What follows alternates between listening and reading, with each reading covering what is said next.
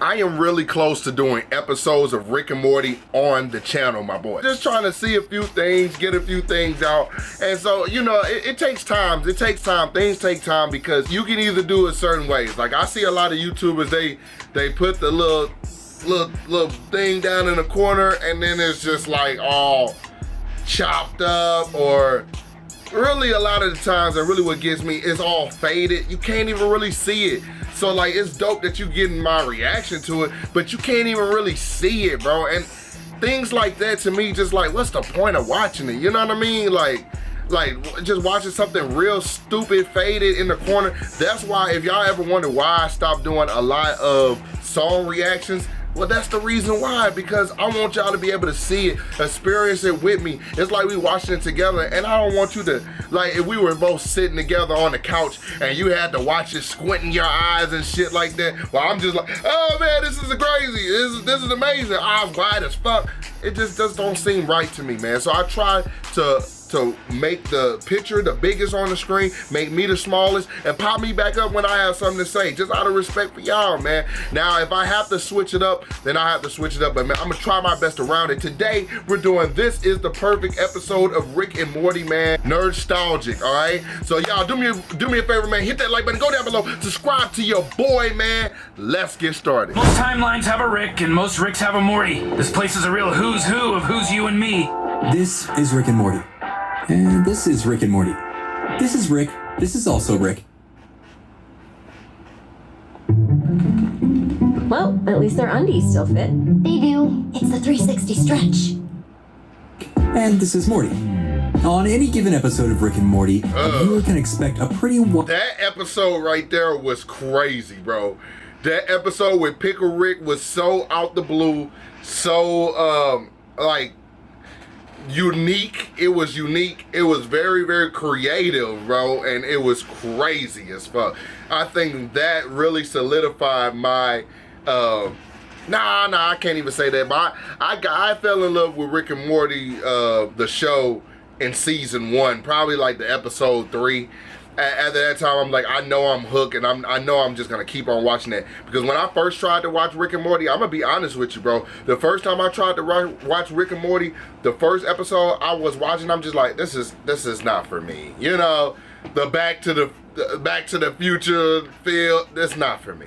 And then I waited like 3 months. 3 months go by, and then I'm literally tried to watch it again, and I'm like, okay. I watched episode 2, I'm like, all right. I watched episode 3, I'm like, I can fuck with this, yes. wild, crass, and mind-bending delve into a world of rich, multiversal science fiction.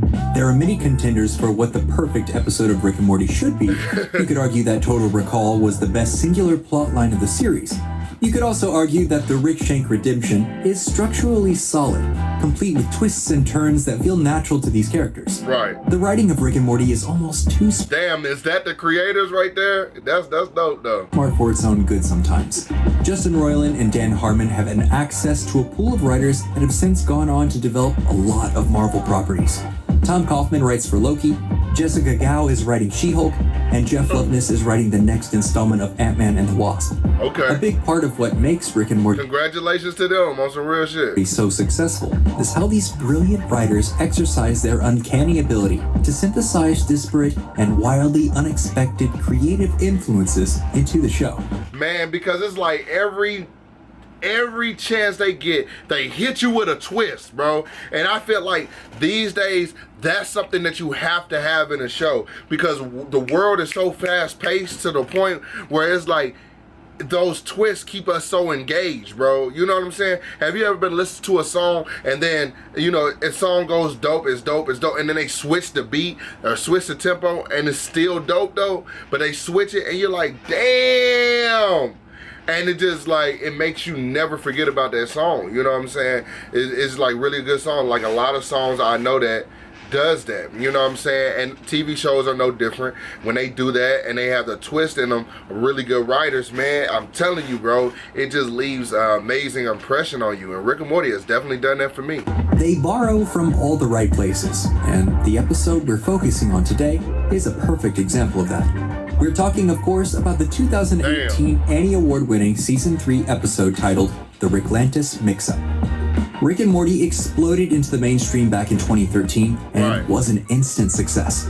Since then, the show has developed a rabid fan base and was so popular at one point, they were able to get McDonald's to re-release a dipping sauce that hadn't been on the menu for over a decade. The pathway to getting Rick and Morty made was paved by a legal complaint from Bill Cosby and the subsequent cancellation over his awkwardly hilarious 2005 animated series, House of Cosby's. What the hell is going? What, bro? I've never seen this, bro. Cosby's 1 and 5 have to use the bathroom too. You've been in there all day, okay? You're pissing me off. In 2006, Justin Roiland would ruffle some more feathers with the release of The Real Adventures of Doc and Marty, which was a direct parody of Back to the Future. I'm so sad. Don't be sad, Marty. We'll go back in time, and we'll make sure that your kite doesn't get stuck in the tree. Somehow Dan Harmon saw this and said, hey, let's turn this into one of the most successful animated shows of all time. And thus, Rick and Morty was born. Wow, hold on. Let me write that down. What I did was I written down that show, bro. I'm gonna check that out on the channel, bro. If they got anything on the internet, I'm gonna check that out on the channel, bro. The original Rick and Morty, bro, is so dope because South Park started this the same way, bro. When they had that South Park, where they fought the snowman, the fucking snowman. Let's just keep going. The genius of the Ricklantis Mix-up wouldn't be possible to achieve without the incredibly solid setup work done in the show's first season. Brick by brick, Rick and Morty slowly built itself around the idea of a multiverse. And the multiverse came with its own sort of meta plotline that the writers occasionally tap into throughout the series to inject a little drama into this overly ridiculous world of science fiction. Season 1 introduces us to the Council of Ricks. The idea pulls largely from the Marvel Comics Council of Reeds, which first appeared in the 2009 run of Fantastic Four as a multi-dimensional judgment board made up of different variants of Mr. Fantastic himself, Reed Richards.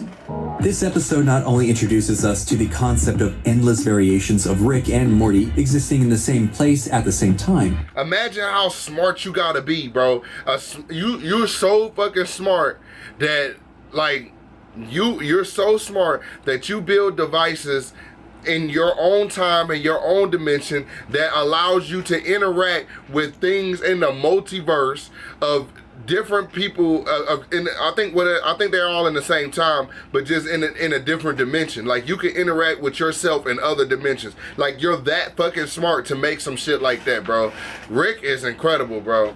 It also introduces us to the concept of there being an evil Morty. There's a sort of sliding scale that some fans of the show, and even Rick himself, use to describe these Ricks and Mortys. On that scale, our primary characters from Dimension C-137 believed to be the Rickest Rick and the Mortiest Morty in every conceivable universe. The Mortiest Morty. Just don't get too big for your loafers, Buster Brown. Using this arbitrary scale, some fans refer to evil Morty as the Rickest Morty in existence, while any other Ricks and Mortys all fall in line somewhere along that scale. Doing this much work early on in the series effectively grounds an incredibly lofty concept.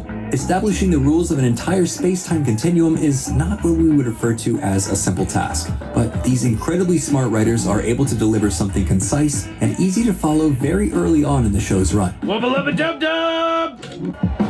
The Ricklantis Mix-up begins with a pretty classic Rick and Morty setup.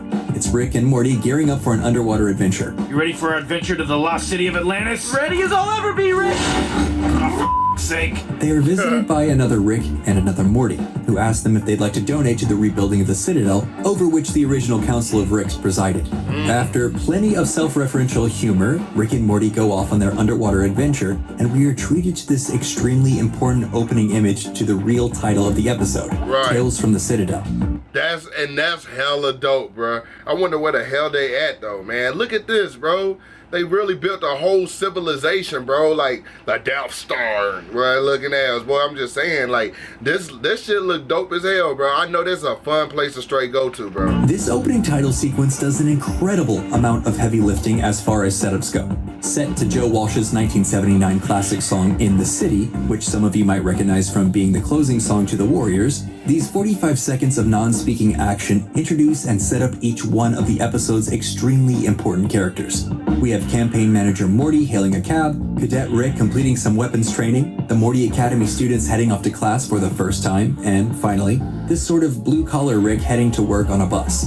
This series of images is an extremely concise setup for what is about to transpire for the duration of the episode. Yeah, that shit was lick. Lick? Kind of freaky shit I be on, but that was lick.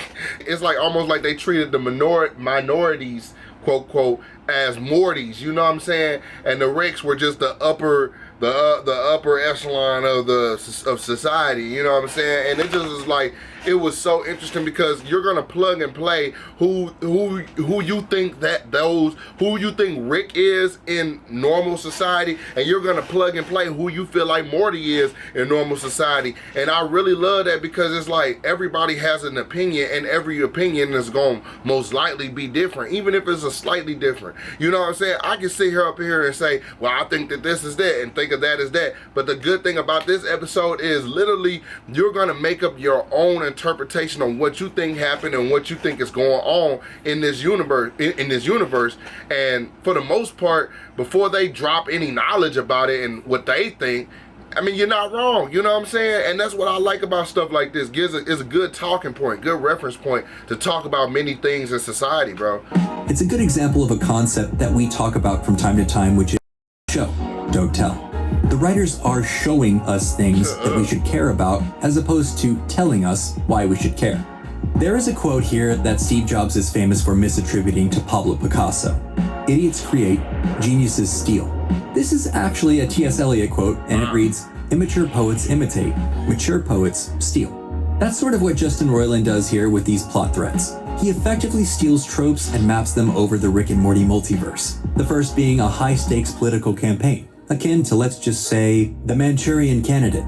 This plotline is introduced first because it serves as a backdrop for the other three plotlines to operate under.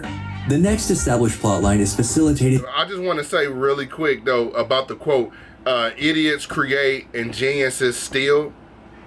It's interesting because without the idiots that create, geniuses couldn't be geniuses. You know what I'm saying? So in my opinion, the real geniuses is the ones that take the time that create something from nothing, versus the geniuses that steal it. I mean, it's just, I mean, I get the quote, I understand it. I'm not really even arguing the fact. I'm just giving you another perspective, playing devil's advocate. You know what I'm saying? Like, it takes a whole lot. You know what I'm saying? I don't think that I'm more of a genius than this man that created this video, and I don't think he's more of a genius than Rick and Morty, the creators of Rick and Morty that created Rick and Morty. And I don't think that they're any more of a genius than the people that created the stuff that Rick and Morty is referencing. Do you understand what I'm saying? I just feel like we're all geniuses to take content and like transform it over time down the line till it gets to this point where it's like y'all are viewing me view something that was viewed by somebody else, that's transformed all the way down the line, and now here we are talking about it. And hopefully, you never know, I could inspire somebody to transform this content into something else. You never fucking know. And we're all fucking geniuses. You see what I'm saying? It threw a nice segue of Morty celebrating their candidate of choice. The camera hones in on Cadet Rick sipping coffee and waiting for his new partner to show up. Right. His new partner is a Morty who has been hardened by the criminal underworld, who is showing this new Rick how policing is done in the Citadel. This steals from films like Training Day or LA Confidential. Right. What happened? Same old story.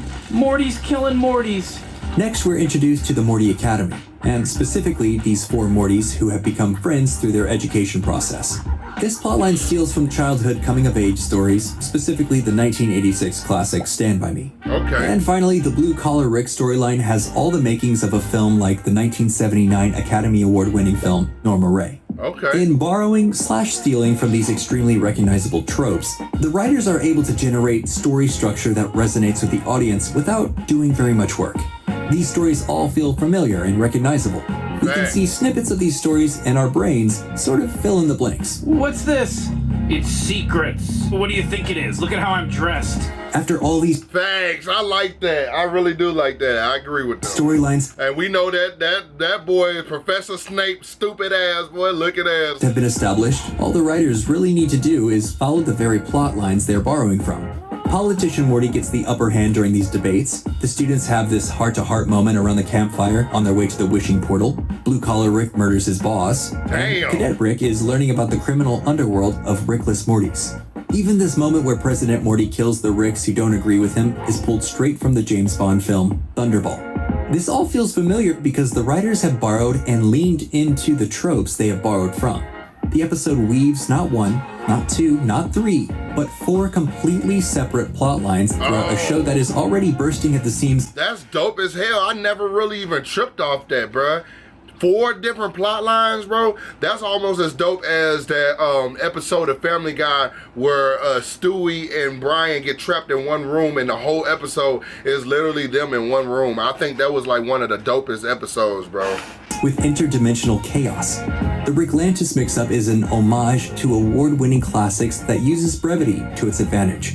Every second of this episode is absolutely crucial to the entirety of the piece as a whole, reminding us that it's okay to borrow an idea, or 2, or 3, or 4 from time to time as long as it's done intentionally and from a fresh perspective.